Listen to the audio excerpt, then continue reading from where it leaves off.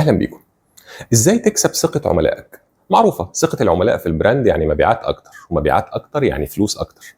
طب ازاي بقى تكسب ثقتهم؟ هقول لك في الفيديو ده على 3 حاجات بتعملهم البراندز عشان تكسب ثقة العملاء. رقم 1، استخدم السوشيال بروف واليوزر جنريتد كونتنت او اليو جي سي.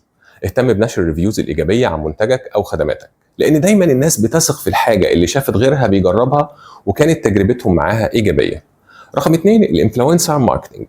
من الحاجات اللي ممكن تفرق معاك نسبيا بس مش لوقت طويل، وما تقدرش تعتمد عليها كاستراتيجية ثابتة، لأنها عاملة زي الطلقة بتعمل دوي كبير أول ما يتم إطلاقها وبعد كده بتفقد قوتها. بس طبعا اتأكد إنك اخترت الانفلونسر الصح علشان يحقق النتيجة اللي أنت عايزها، وده كنا اتكلمنا عنه في فيديو قبل كده هتلاقيه على الأكاونت بتاعي. تالت حاجة والأخيرة هي اليوزر اكسبيرينس.